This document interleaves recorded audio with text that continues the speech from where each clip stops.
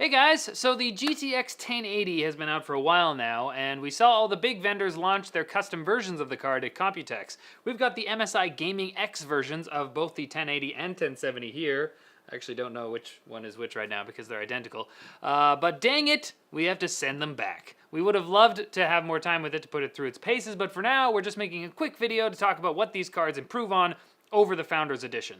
We have the reference 1080 here, but not the Founders Edition 1070 yet, but we have this one to keep, so we'll be making more videos with that down the line.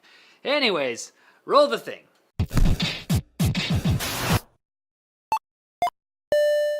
So for those of you who don't know, the Founders Edition is simply what Nvidia is calling their reference cards now, and they charge $100 more for them than the regular MSRP. That said, MSI has their own hierarchy of cards. This is the Gaming X, but they'll also have the regular gaming card, no X, which will be missing some of the flashier features of this card, and they'll also have the Gaming Z card, which will be pretty similar to the X, but with higher clocks. And I'm pretty sure they have a bunch of other versions of the 1080 as well, with Aero is pretty much the Founders Edition, the same thing, so anyways. So let's take a look at the card itself. MSI's Twin Frozr 6 cooler design remains pretty similar to their previous Twin Frozr 5 cards, like this GTX 970 shown for comparison, with some minor aesthetic tweaks to make it even more gaming-y. There's an LED MSI logo on the top that's actually RGB, so you can customize its color, and all these little lightning bolt looking doohickeys on the side also light up as in red. It uses the Torx Fan 2.0, which looks pretty much the same as the Torx Fan on the 970, but apparently generates 22% more air pressure while reducing noise levels.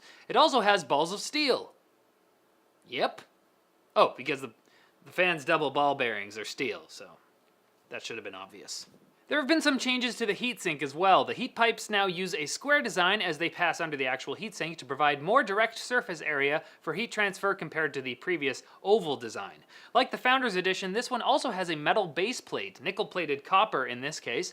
I definitely wouldn't mind seeing more base plates become standard procedure, not just for cooling, but so I don't feel like I might be screwing up some circuitry on the back when I pick it up. It's also important to note that at 140 millimeters in height, the Gaming X 1080 is around 30 millimeters taller than the Founders Edition 1080, so if you have a rig with a smaller form factor, pay heed. Alright, time for some performance. The GTX 1080 Gaming X has a core clock of 1709 MHz to the vanilla 1080's 1607, and a boost clock of 1848 MHz to its 1733 MHz. So we should see a modest improvement in FPS over the Founders Edition.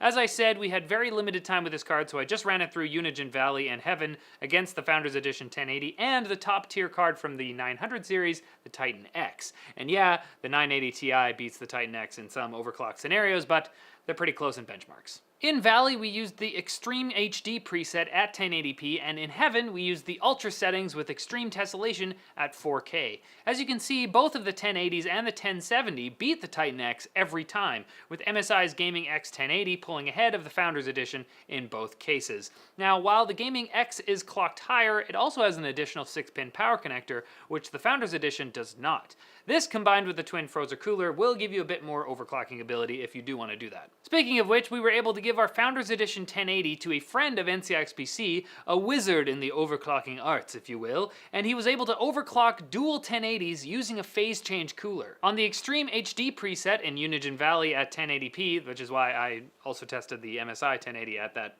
setting, one overclocked 1080 got up to 128 FPS with a score of 5,358, while dual 1080s overclocked got up to 196 FPS with a score of 8,216. Whoo doggy!